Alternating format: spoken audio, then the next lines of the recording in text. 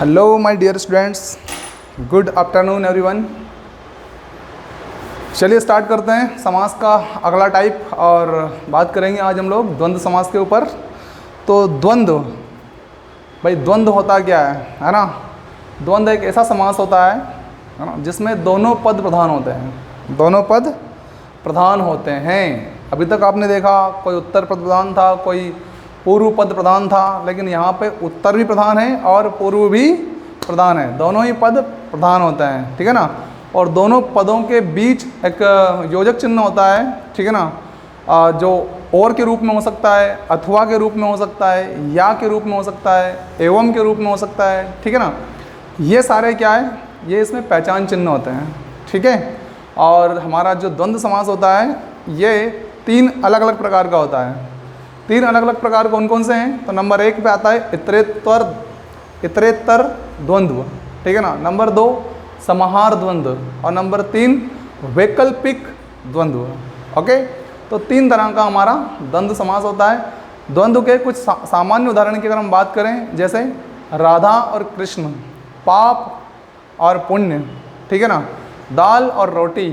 इस प्रकार से क्या होता है, दो पद आएंगे, दो से अधिक पद भी आ सकते हैं, लेकिन उनके बीच में योजक चिन्ह या योजक शब्द समुच्चय बोधक और आ सकता है, या आ सकता है, वैकल्पिक बोधक आ सकता है, या अथवा, ठीक है। इस प्रकार से ऐसी सिचुएशन अगर आएगी तो इसको क्या मानेंगे हम लोग? इसको मानेंगे हम लोग द्वंद्व समास। ओके, देखिए जिस समास में दोनों पद प्रधान होते हैं उसे हम द्वंद्व समास कहते हैं, राइट। क्या कहते हैं? द्वंद्व। दो शब्दों के बीच और, अथवा, तथा, एवं, या जैसे योजक शब्दों के लोप होने से जुड़ने वाले समस्त पद में द्वंद्व समास होता है। ये अगर आप विग्रह करेंगे तो ये निकल के आएंगे कौन? और, अथवा, या, एवं आदि, ठीक है। लेकिन जब समस्त पद बनाएंगे तो फिर सामासिक नियम लगेगा, और सामासिक नियम ये कहता है कि जितना हो सके उतना हम शब्द को छोटा करते हैं, राइट। क्योंकि समास का मतलब ही क्या है? संक्षिप्तीकरण, ओके, एब्रीविएशन।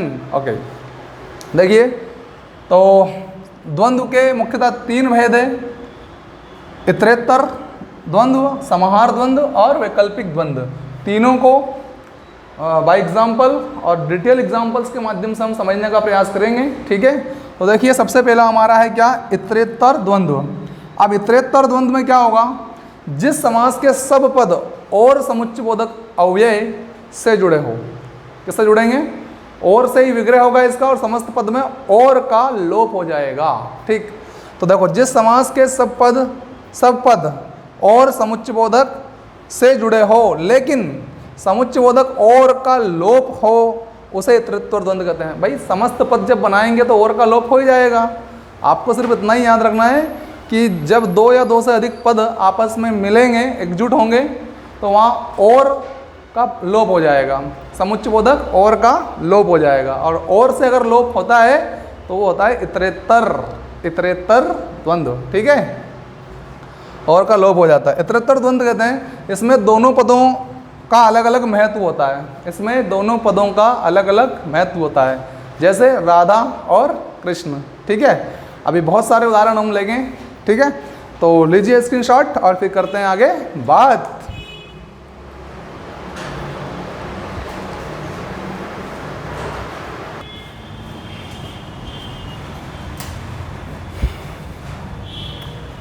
देखिए समस्त पद और विग्रह। समस्त पद विग्रह राधा कृष्ण है तो क्या लगा देंगे बीच में? राधा और कृष्ण। और जब समस्त पद बनाएंगे तो और का लोप कर देंगे, ठीक है ना। राधा और कृष्ण तो राधा कृष्ण। दोनों पद प्रधान होते हैं, याद रखिएगा, और दोनों पदों का अपना अपना अलग अलग अर्थ भी होता है, ठीक है। वही समास कौन सा होता है? इतरेत्तर द्वंद्व होता है, ठीक है। अब देखो तीन शब्द है हमारे पास, कंद और मूल और फल, ठीक है ना। तो कंद और मूल और फल। इतरेत्तर में आपको यही ध्यान रखना है कि ये और से एक तो ऐड होता है और का ही इसमें लोप होता है, और दोनों पद प्रधान तो होते ही हैं। और साथ ही साथ इम्पोर्टेंट बात ये भी है कि इसमें दोनों शब्दों के या दो से अधिक जो शब्द होते हैं उनके सब के अपने अपने अलग अलग अर्थ भी होते हैं, ठीक है।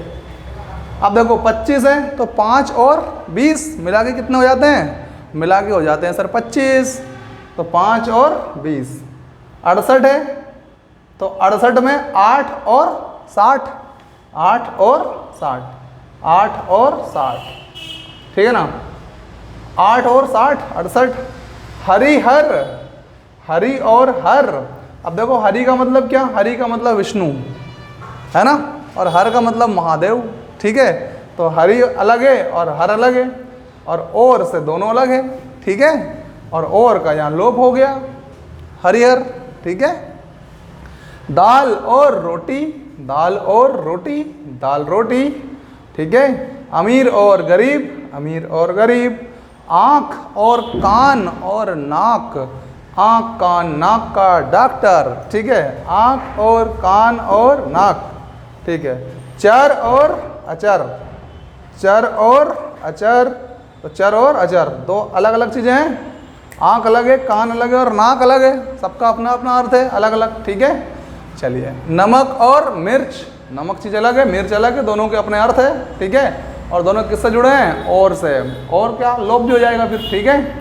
तो नमक और मिर्च 48, 8 और 40 48, और 38 8 और 30 38, राइट, यह 8 और 40, 8 और 30 36, 6 और 30 36, 6 और 30 कितने होते हैं बेटा? 36 होते हैं सर, ओके। मर्द और औरत, मर्द औरत, और का लोप हो जाएगा समस्त पद में, ठीक।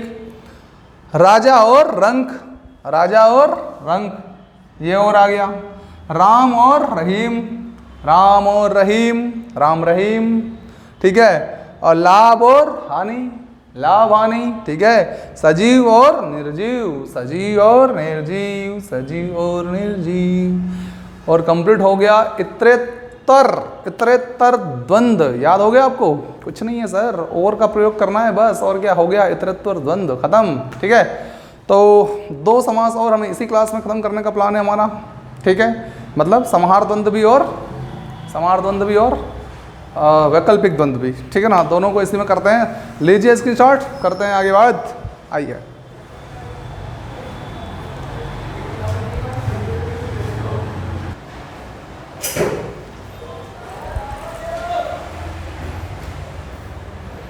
देखिए समाहार द्वंद्व क्या है। समाहार बहुत सिंपल है, इसको समझना।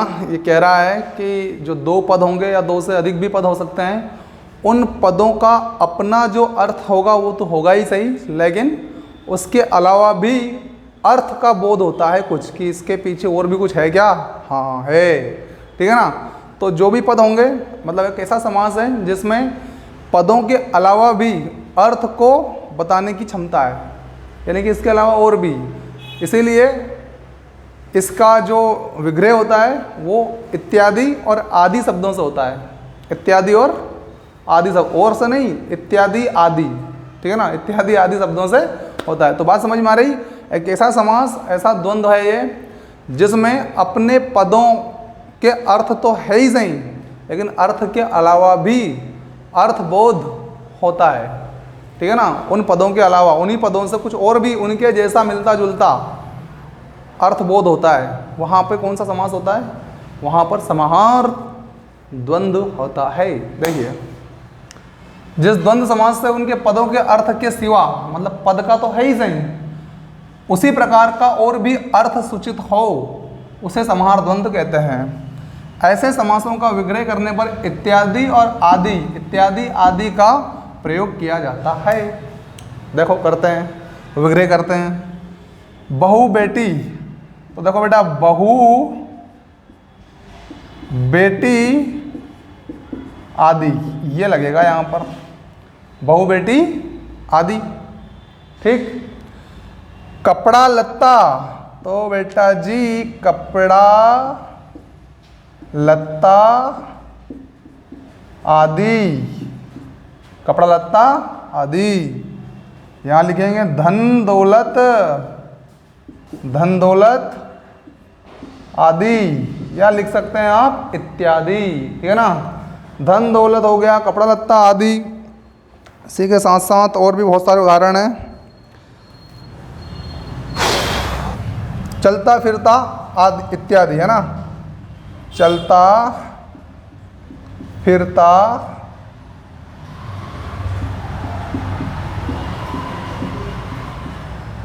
आदि, चलता फिरता आदि।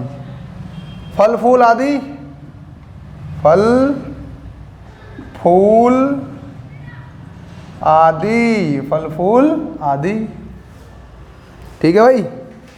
और खान पान इत्यादि, खान पान इत्यादि। जीव जंतु इत्यादि, जीव जंतु इत्यादि। तो इनसे आपको पता लग रहा है कि इनके जैसा और भी जीव जंतु जैसे प्राणी और भी, सारे प्राणी और भी, ठीक है ना। अड़ोस पड़ोस, अड़ोस पड़ोस आदि, मतलब अड़ोस पड़ोस जैसे और भी, ठीक है ना। अड़ोस पड़ोस आदि, ओके। मेल मिलाप, मेल मिलाप इत्यादि, मेल मिलाप इत्यादि। रुपया पैसा इत्यादि, रुपया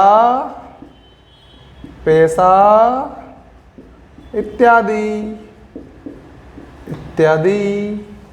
घर द्वार, घर द्वार इत्यादि। घर आंगन, घर आंगन आदि, ठीक है भाई। तो सबको क्लियर हो गया समाहार द्वंद्व। एक और बचा है अगला हमारा, कौन सा? वैकल्पिक द्वंद्व। देखते हैं वैकल्पिक द्वंद्व को, लीजिए आप स्क्रीनशॉट।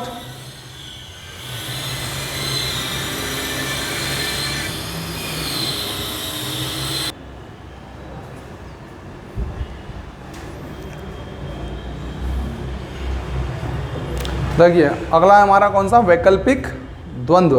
अब बिल्कुल सिंपल उसके नाम से ही क्लियर है।